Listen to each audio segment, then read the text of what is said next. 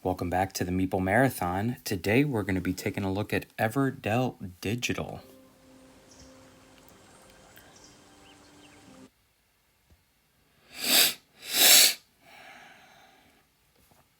Welcome back to the Meeple Marathon. Today we're going to be taking a look at Everdell Digital by Direwolf Digital. This is a digital app implementation of the Everdell board game, which is one of my favorites and I've covered on the channel. So if you are interested in seeing how the board game plays, just search for Everdell on my channel. But this is brand new. It's only been out a couple days and is a pure implementation of the board game with a few added extras.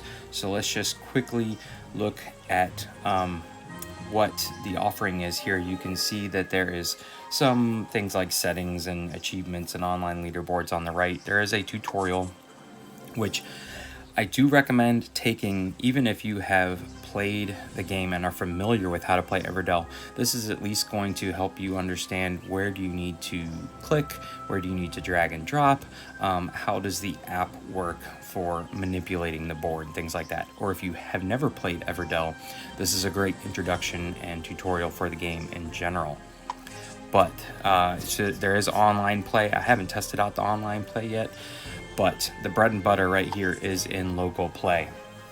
So you can see that there is standard solo play, which means, actually want to create a new game here.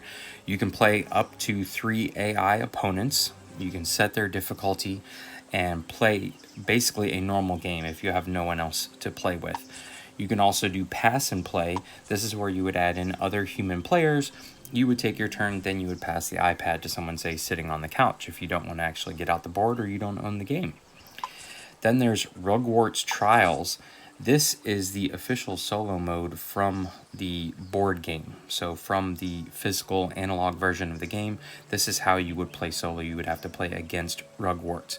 So if you still, or if that's your preferred way to play solo, you can still play that. You don't have to play against an actual opponent. You can just play against Rugwart, which I really appreciate. So that right there would have been enough. But what I have been enjoying the most so far are the challenges, and these are challenging, ladies and gentlemen, but they change things up just a bit, and you can see there is a normal and a heroic difficulty for each one, but there's this whole big list. I have tried several of these and I've only actually been able to do well enough in the first one to complete the challenge. So like here, for example, bed and breakfast. You start the game with an inn. You can only visit you cannot visit more than one. So you can only visit one forest location per season. Where is another one? Carnival. Here, you start the game with 2 fools and a fairgrounds in your city. So just really interesting stuff that just changes up the scenario or the rules just a little bit. But forces you to change up your strategy, which I really appreciate. So let's just back out of here. I'm just going to set up a solo game against one other person so I can show off the game a little bit. The board game, the physical board game, if you're not familiar with Everdell, is a gorgeous game. It's got like this 3D tree that you set up at the end of the board, or used to if you before you had expansions. But the board and the artwork is just gorgeous. It's all little like creatures and building their own little city in the woods. And so I highly recommend it as a board game, and I have for the longest time on my channel. The app is no different. The app uses all the same artwork. You can see that the cards are basically carbon copies of what's in the game. They're not redrawn or anything like that. So if you appreciate the artwork from the game, you're going to appreciate the artwork in the app. For just about anything in the app, if you just simply hold your finger on it, it will pop up a larger version. And what's nice is that that larger version kind of pops around the screen. So you can see here, if I'm over here on the right with the ranger, it pops up on the left. If my finger's over here on the left side of the screen, it pops up on the right. That's a nice little touch. Also, you know, you can scroll around with a single finger all over the place. Your opponent's city tableau is going to be over here. Yours is always going to be here underneath the meadow. You can zoom in and out with 2 fingers, pinch motion, but you can easily jump from the tree back to kind of your home area by these two buttons in the lower right hand corner, the green buttons that are below the hedgehog that's on the stump right now. So you are the hedgehog. There's no meeples in the game. There's actual physical animals that you're going to see animated around the board. You also see things like butterflies flying around, the water moving. It's all really nice touches. To physically move workers, you're going to do a drag and drop action. So you can see it is a little odd that I kind of pick up this hedgehog and he just kind of floats in the round. I, feel like I'm doing a Cruciatus curse from Harry Potter. Oh, let's see here. What do we want to build even? I'm really not paying attention, so we're just going to say those two things. And I am not going to cover how to play Everdell in this video. If you are interested in learning how to play the game, I have videos that cover how to play the board game. And if you are familiar with the board game, you will be familiar with how to play the app. So yeah, a lot of this is drag and drop. You'll notice that all of the locations that I could send my hedgehog to are kind of glowing. Whereas these locations up here, once I have the criteria to say get a event up here in the trees, those spots will glow for me as long as I have a worker available. So it just kind of helps you hint at, like, for example, the journey over here to the left, they're all faded out. I could not drag my hedgehog over there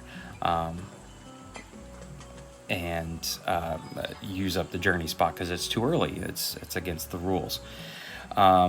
To actually build a card, let's see if we can get the necessary resources here to actually build a card.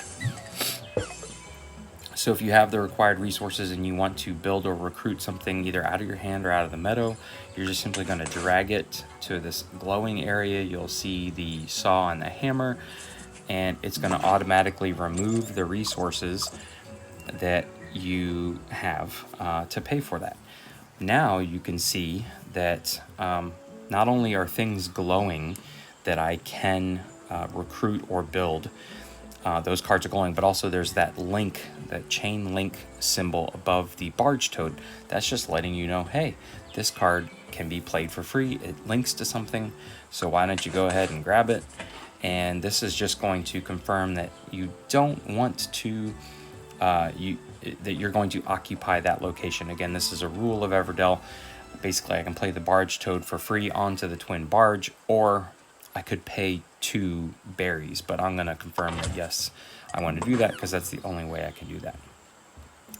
You can see down here that little miniature kind of vignettes of the cards are placed down here in your tableau, so you don't get confused between the meadow and your tableau, and also your card count, or how many cards are in your tableau, is right there underneath your sign. So you can see I have 2, Squirrel has none. Also, if you perchance, let's see if we can't get to the point where we can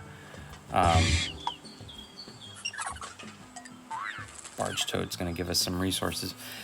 If you are able to gain an event, it's going to appear kind of along the outer edges of your city here. Let's see if I can't do that real quick. Let's send you to get another stone. Again, I'm not playing with any sort of strategy here. I'm just attempting to kind of show off the game as best I can. Alright, what do we need? We need some berries. I'd love for the squirrel to leave, but I'm going to need another berry because I just need one more green worker.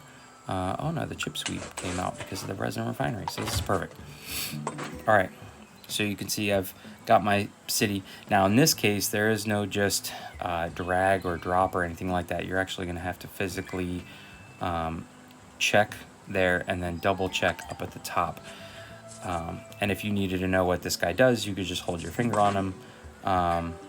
And I didn't make a very good choice because I don't have any farms in my city, so I don't think I actually gained anything from that. But now you can see that this event up here has a glowing paw mark, so I can actually claim this event right now, and it's going to appear here in just a second. Oh, there he comes at the bottom of my tableau. So that's that. You can hold your finger on it. It tells you what it gave you. It's more relevant when you've claimed these up here.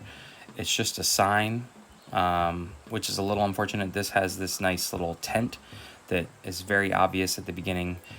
When you claim these, it's just a sign with the amount of victory points you claimed on it. And it's going to be over here, kind of to the left of where my little hedgehog is with the tent. But at least you know it's there. That's where it's going to pop up. It may take me a little while. I don't think I'm close to... there's no Undertaker. Yeah, so... Anyways, that's going to pretty much be it. If you click on your opponent's avatar here, it zooms over to their tableau. And again, you can press your little house button or the tree button. So that's 3 easy ways to zoom around the board. Your resources and your victory points. It is a dynamic scoring system, so it's always calculating how many end game victory points you're going to get. So the score you see down here in the corner, I have 8 compared to his 5, is pretty accurate, and so you can pretty much clearly know there shouldn't be any surprises, whereas in the physical game you're going to be counting up victory points at the end of the game and it could turn the tide. That doesn't happen so much in the app that I've found. Pretty much I can see whether I'm going to win or lose. It's not quite as exciting, but it's doing the math for me, so I'm really not complaining at the end of the day.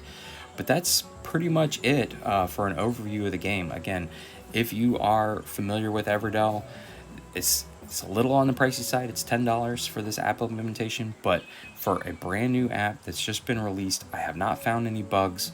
Direwolf Digital always does an amazing job of, with their apps and everything else, and the user interface and stuff like that. I have had no qualms with this app so far, as much as I've played it, and I've been playing it a lot over the last day or so since I downloaded it. I highly recommend this one. This one is easily going to be one of my top 5 apps, and as of right now, so far is the most impressive board game app I've seen this year. So definitely check this one out if you are a fan of Everdell, or if you've ever been interested in Everdell. Check this one out. If you're like me, I'm currently waiting. I sold off all of my kind of piecemeal copies of Everdell, and I'm waiting for my complete collection Kickstarter to arrive sometime later this year. So this is a great way for me to just kind of get my Everdell fix in while I'm waiting for the physical copy of the board game. So if you have any questions or comments, please feel free to leave them in the comment section below. And if you enjoyed this video, please consider giving it a thumbs up and subscribing to the channel. Once again, thanks for watching. Have a great day.